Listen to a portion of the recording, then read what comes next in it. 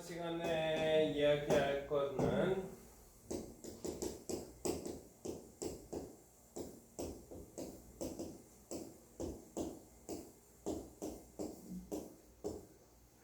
전류에 의해서 자기장이 어떻게 만들어지는가를 이야기할 건데요.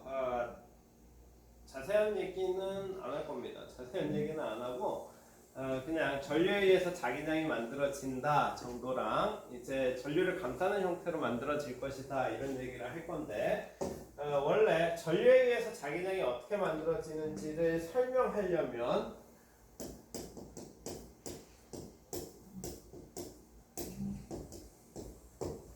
이 사람의 법칙을 이용하는 것이 좋습니다. 이제 실제 전류 그리고 전류가 흐르는 방향 그리고 그 녀석에 의해서 주변에 형성되는 자기장을 구해내는 식인데요.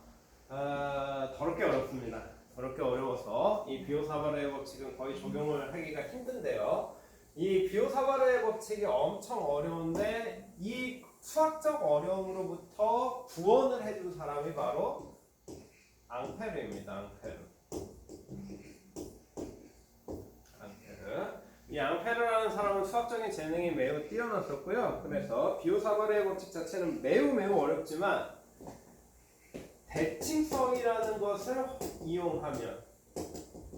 대칭성을 이용하면 전류에 의한 자기장을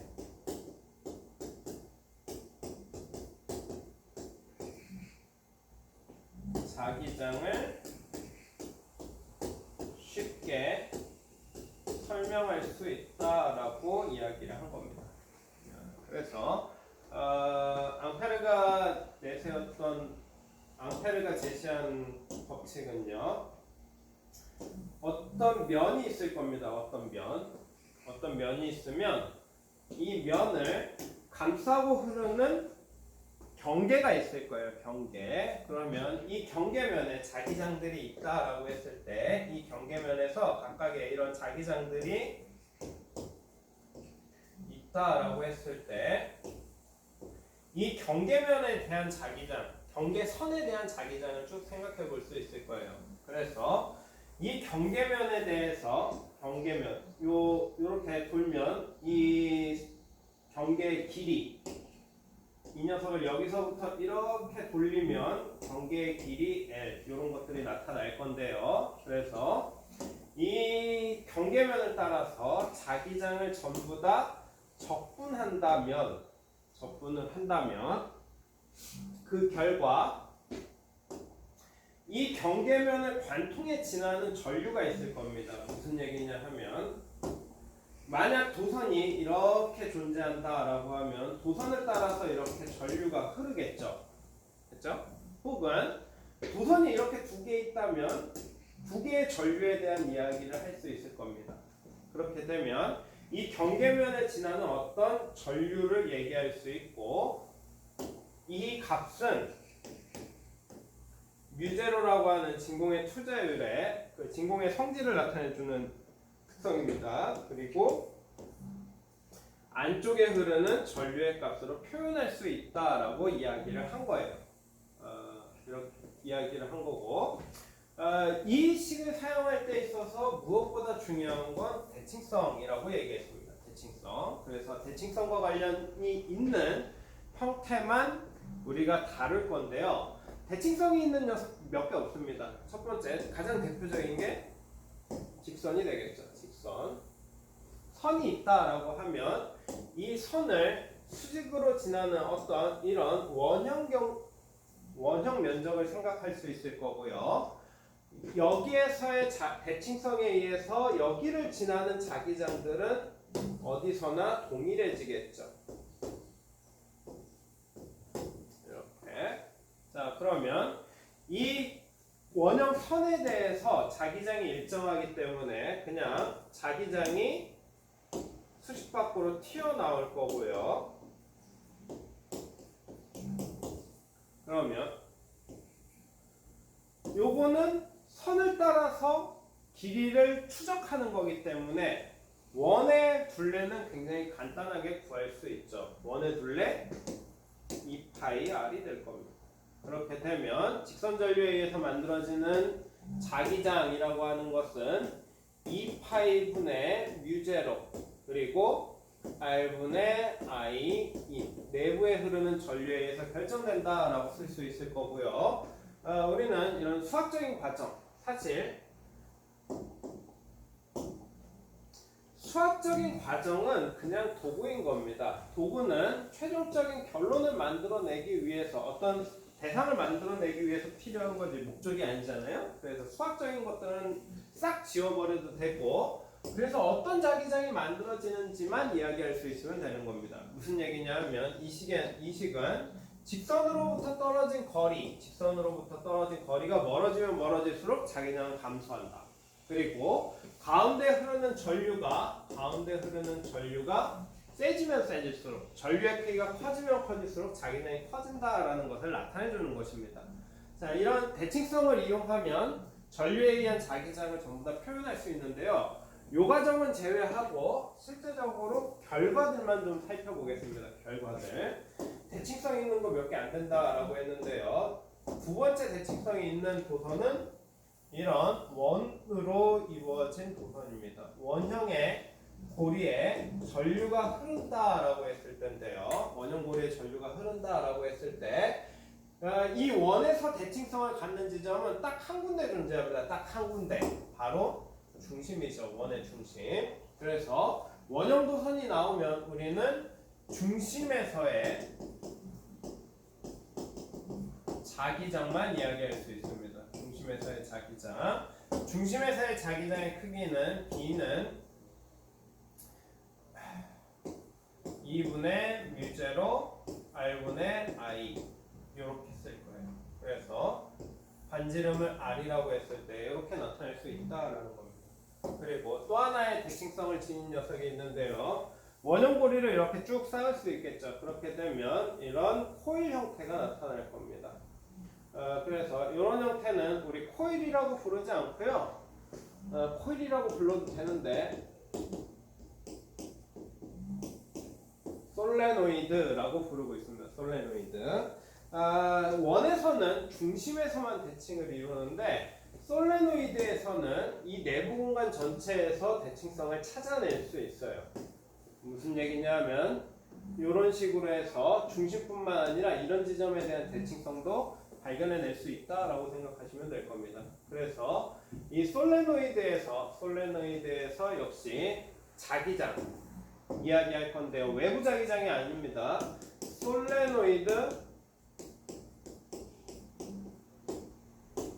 내부의 자기장을 이야기할 수 있는데요. 이 자기장의 크기는 B는 뮤제로의 NI 이렇게 쓸 거고요. 여기에서 N이라고 하는 것은 솔레노이드 전체 길이가 있을 겁니다. 전체 길이 그리고 전체 가문수가 있을 건데 전체 길이를 가문수로 나눠준 녀석이 될 거라 얘를 우리는 단위 길이 당 가문수라고 부릅니다. 그래서 얼마나 촘촘하게 감느냐가 실제적으로 솔레노이드의 이제 자기장의 세기를 결정해 줄 거다라고 보면 될 거고요. 크게 얘기 쭉 하고 난 다음에 방향에 대한 이야기를 좀 하겠습니다. 자, 마지막 녀석인데요. 솔레노이드를 길게 막으면 막대 형태가 될 겁니다. 그러면 이 막대 형태를 이런 식으로 둥글게 말아줄 수 있겠죠. 도넛 형태처럼 이런 식으로요. 자, 그러면 이 솔레노이드 내부에 있었던 자기장이 이렇게 형성이 될 겁니다. 이런 식으로. 그래서 이런 형태를 우리는 토로이드라고 부르고 있고요. 자, 토로이드를 구성하는 어떤 중심축이 있을 겁니다. 도넛의 중심을 관통하는 어떤 축이다라고 생각하면 될 거고, 이 축으로부터 원하는 지점까지의 거리를 R이라고 하고요. 그리고 이 녀석을 총 가문 숫자를 N이라고 했을 때 토로이드에 의해서 만들어지는 내부 자기장의 크기는 B는 2파이분의 뮤0 N 그리고 거기에 R분의 I 이 형태를 사용할 겁니다. 이 형태. 사실 몰라도 식은 딱히 몰라도 상관이 없는데요. 자, 그러면 이제 자기장의 방향을 찾는 방법을 좀 알겠습니다. 자기장의 방향을 찾는 방법인데 자기장의 방향은 오른손으로 찾을 거예요. 오른손으로. 그래서 오른손으로 어떻게 찾냐면 전류의 방향으로 엄지손가락을 이렇게 놓을 겁니다. 그렇게 되면 나머지 손가락으로 전선을 이렇게 감아줄 수 있겠죠? 그래서 나머지 손가락이 전선을 감는 방향, 즉 이런 방향에 자기장이 만들어진다라고 생각하시면 됩니다. 참고로 얘는 뮤제로도 상수, E는 숫자, 파이도 숫자입니다. 그래서 얘는 계산을 할 수가 있고요. 그래서 보통 K 이렇게 하나로 바꿔놓습니다. 역시 마찬가지로 여기서도 자기장의 방향을 찾을 건데요. 역시 오른손으로 찾을 겁니다. 오른손으로 전류의 방향으로 감싸주면 이렇게 자기장이 만들어지겠죠. 그래서 중심부에서는 나오는 방향으로 자기장이 만들어진다. 혹은 전류의 방향이 뒤집히면 들어가는 방향으로 만들어진다 라고 할 건데 원에서는 방향이 두 개예요. 시계 방향으로 돌 것이냐 반시계로 돌 것이냐. 그래서 그거에 맞춰서 반시계로 돌면 나오는 방향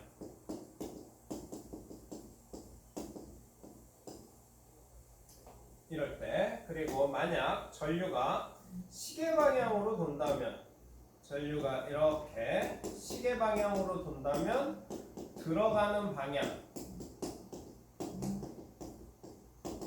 이렇게 쓸 건데요. 우리 나오는 방향이냐 들어가는 방향이냐를 표기하는 기호가 있습니다. 나오는 방향일 때는 점을 찍어서 표현할 거고요. 들어간다라고 할 때는 X로 표현할 겁니다. 그래서 이 점과 X를 이용해서 자기장의 방향을 나타내 줄 수 있다라고 보면 되고요. 또 한 가지 역시 얘도 숫자로 상수를 나누는 것이죠. 그래서 얘는 K 프라임 이렇게 쓰고 있습니다. 그리고 얘는 숫자인데 그냥 뮤제로라고 써도 되는데 저 앞부분을 계속 K라고 써왔기 때문에 얘가 K2 프라임이고 아침이라 그런지 정신이 없네요. 이렇게 쓸 수 있습니다. 그래서 표현이 교과서나 문제집 같은 데에서는 직선에서 K, K 프라임, K2 프라임 이렇게 들어갈 거고요. 솔레노이드에서는 자기장의 방향을 찾는 방법이 살짝 다른데요. 이 녀석 전선을 따라서 흐르는 전류의 방향으로 네 손가락을 감아줄 겁니다. 네 개의 손가락을 감아주면 엄지손가락이 가리키는 방향으로 이렇게 자기장이 형성된다라고 얘기하면 돼요. 역시 오른손으로 찾을 겁니다. 오른손. 토로이드 역시 마찬가지입니다. 토로이드 역시 마찬가지로 전류의 방향에 따라서 돌아가는 자기장의 방향을 찾을 수 있다라고 생각하시면 될 건데요. 이 부분 2파이분의 뮤제로를 우리 K라고 쓰기로 했었죠? 그래서 얘는 이렇게 사용하기도 합니다. 그렇죠? 이렇게. 자, 중요한 특성이 있는 걸 살펴보기 위해서 직선, 원, 그리고 솔레노이드, 토로이드까지를 좀 정리를 할게요. 직선일 때, 도선 모양이 직선일 때, 원형일 때, 그리고 솔레노이드일 때, 마지막 토로이드일 때, 이렇게 네 가지 이야기를 하겠다라는 거고요. 일단 직선인 경우 살펴보면 직선인 경우에 식은 B는 K R분의 I, 원일 때는 B는 K 프라임 R분의 I, 솔레노이드는 B는 K 프라임 N, 그리고 토로이드는 B는 NK R분의 I. 자, 이렇게 나타내고 나면 공통적으로 모두 다 가지고 있지만 솔레노이드만 없는 녀석이 딱 하나 있습니다. 솔레노이드만 없는 녀석. 걔가 뭐냐면 바로 이 R이죠. 자, R이 무엇을 의미하는지 좀 생각을 해보면, R이 무엇을 의미하는지 좀 생각해보면, R은 도선으로부터 자기장을 해당 지점까지, 자기장을 알고 싶은 해당 지점까지의 거리를 의미했어요. 직선에서. 자, 원에서 역시 마찬가지로 이 반지름 R이라는 것은 도선으로부터 원하는 지점까지의 거리를 나타냈던 겁니다. 토로이드 역시 마찬가지로 중심으로부터